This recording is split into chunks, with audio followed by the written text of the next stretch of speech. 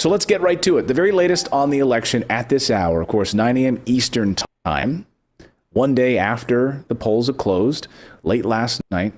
And where do things stand right now? Well, things stand according to the map at this hour. This is all up-to-date data.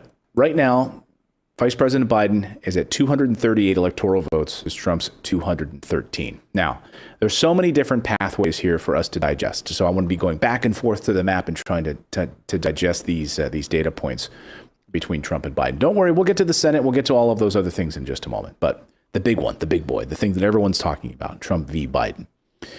So the very latest, all eyes on Wisconsin at this hour. I'm keeping my eye very closely, and throughout the end of the show, maybe even by the end of the show, we'll have some bigger data points. We'll circle back here in a little bit. But right now, with 95% of the vote coming in Wisconsin, these are, of course, a very tight battleground state. And remember, this is a state that took days in 2016 to come in. We didn't know who won Wisconsin for days. Trump won by a very narrow margin over Hillary Clinton back then, less than 1%. By the way, in the state of Wisconsin, as a point of reference for a recount, because this could be one of those states where we see a recount, folks. The loser can ask for a recount if there's a 1% differential in the vote count. So if Biden loses by less than 1% or 1%, he can demand a recount. Same with Trump. And right now, that's where we are. Look at that. Really right around 1%, less than 1%. 10 electoral votes up for grabs.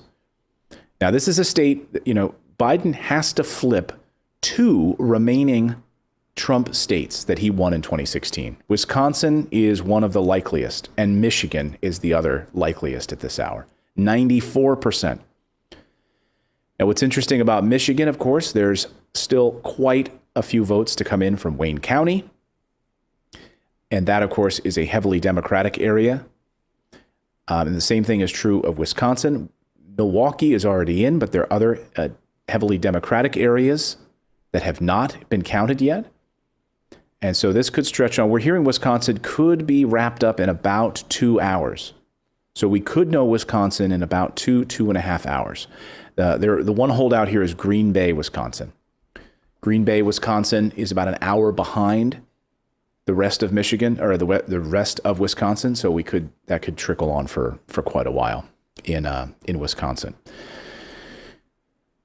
And Michigan. Again, we're still counting. Pennsylvania, look at this, trending Trump at this point. But there's still quite a few votes to be counted. Only 64% of the expected vote is in Pennsylvania right now. Georgia, Biden had hoped to flip Georgia, and it looked like throughout the night that Georgia was trending blue. Now you can see where things stand. It's now trending back towards Trump. But remember, this is that red mirage we keep hearing about. The red mirage, which Trump could win on election day. But then in a few days later, as the actual mail-in votes are finally all counted and the absentee ballots are finally all counted, then you're likely to see a Biden victory. And Georgia is a state where we are likely to see that potentially happen. The reason is because a lot of those mail-in ballots will not be counted for a while. There's millions of ballots still need to be counted in Georgia, and mail-in specifically, and in heavily Democratic areas as well, where actual votes from the polls last night. So Georgia is a real nail biter at this hour. Some surprises, though. Let's go to Arizona. Now, if Joe Biden holds on to that, remember 84% of the expected vote came in. Man, President Trump flipped out at Fox News last night. Did you see that? He was not happy that Fox News called Arizona before anyone else did. And their decision desk defended that decision. They said, based on these margins and the existing mail-in ballots, there's really no way that he wins Arizona. So that was the first state that Joe Biden flipped. Hillary Clinton lost. This is the first state that Joe Biden has flipped from Donald Trump from 2016. That Arizona decision could be the most important thing for the Biden camp going forward, because now they only have to hold 2 additional states that Trump won in 2016. That could be Wisconsin, it could be Georgia, it could be Pennsylvania, it could be Michigan. There's a couple of different scenarios in all of this. Some of you have asked, hey, what about a tie? That was a scenario, 269, 269. It's not going to happen. The reason is because one particular district has now gone for Biden. If that one specific district in Maine had not gone for Biden, because they actually apportion their congressional districts in Maine and Nebraska, if those had gone Trump, then we could be looking at a potential tie scenario, 269-269. So that's not going to happen. Thank goodness. We will not get a tie, in which case then it would be thrown to the House of Representatives. And oh my God, that hasn't happened in hundreds of years in the United States. Let's just hope that that doesn't happen, but it's not going to. So you don't have to worry about that. So, and again, if we come back to North Carolina, this is now trending in the Trump direction at this hour. Again, this is live. These are live numbers. Nevada, we have been told by the Secretary of State's office in Nevada that we won't know. They're done counting, basically, and they're not going to probably have any data for the rest of the week. Nevada's just like, hey, we got bars to go to. We got Vegas. We're just going to take some time off because we're just going to slow our roll a bit here in Vegas. Fire up your coffee this morning. This was my favorite, though, I have to admit, seeing this.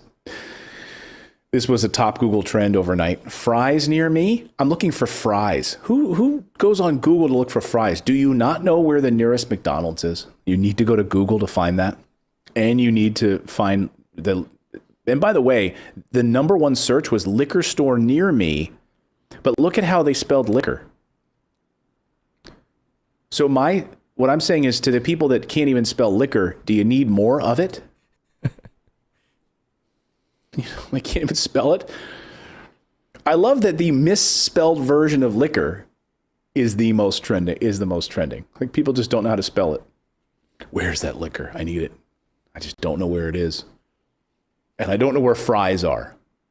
Dave, do you ever have trouble finding fries near you? Like, would you ever Google fries near me? No, but I think that's a testament to where we actually are as a country. Right. People are so Pizza terrified. I need fries and beer or liquor. I need scotch and fries. That's how we're going to make it through. But here's the thing. What I don't get is everyone's so freaked out about this election last night. But we all knew that this was going to happen. We've been warning you for, you asked me, one of our viewers asked me the other day, you put it up as a question here on the screen, which is, who do you think is going to win tonight? I'm like, no, I don't. It's going to be a week or more till we know. These things don't even need to be certified until December anyway.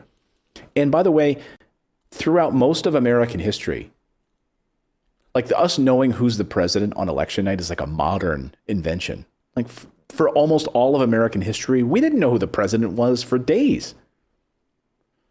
This is not new territory for us, but because we're in this immediate texting, instant gratification, Amazon Prime, I need my fries now. We need to know right now. Even my kids woke up this morning. They're like, who won? Who's the winner? I'm like, Mitch McConnell, Joni Ernst, Lindsey Graham. But we don't know. My kids are like, who is that? Like, exactly. The more important elections, quite honestly, went overwhelmingly in the opposite direction than what Democrats won. And we'll get to that in a minute. So again, back to the numbers. Sorry, Joe. It's the truth. It's the truth, my brother. So here we are with these latest numbers. Pennsylvania now, again, we're still waiting for a number of districts to come in. 64% of the vote, trending Trump at this hour, but this is going to change dramatically as these absentee and mail-in ballots.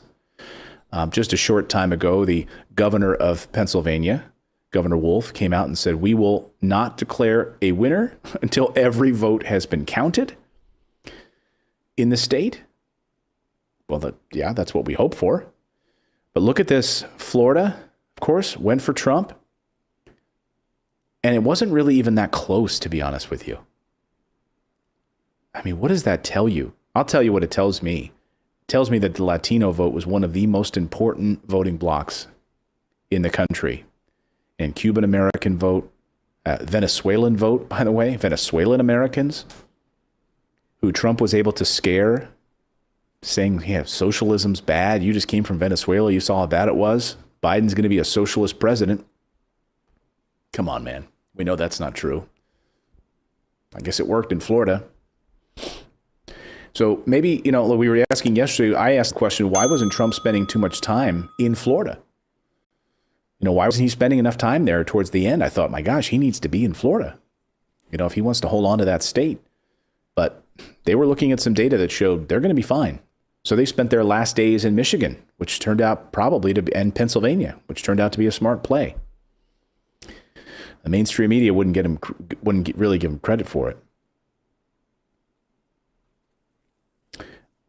So I'm just stunned by this map, folks. I mean, look at Texas. All talk about Texas is going to go blue.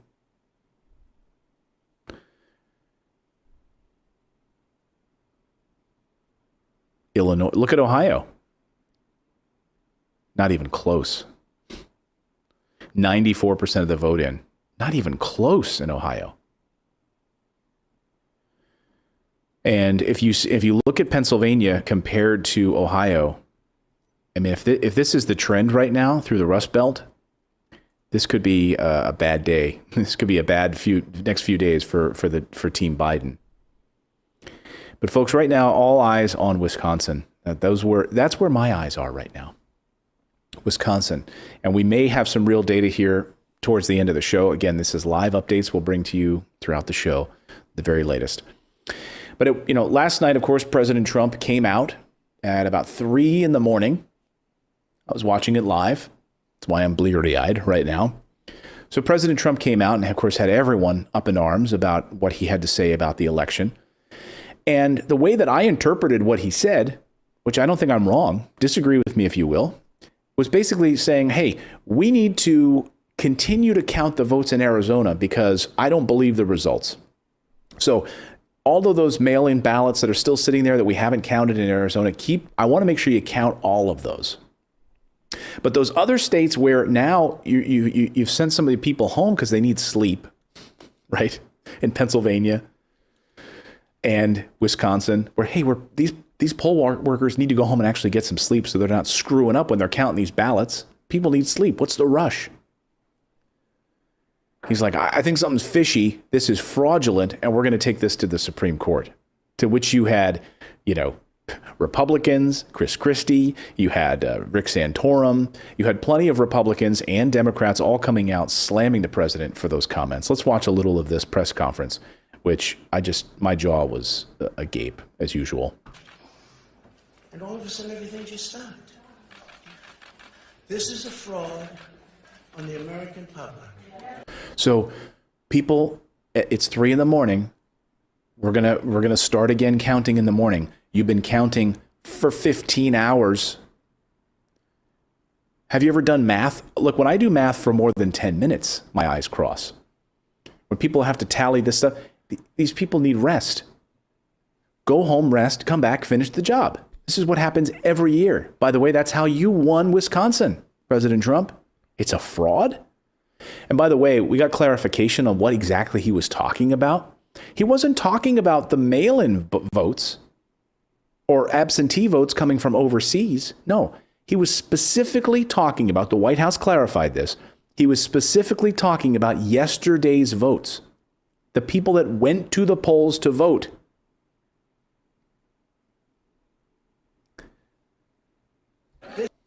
This is an embarrassment to our country. We were getting ready to win this election. Frankly, we did win this election. Oh, he won.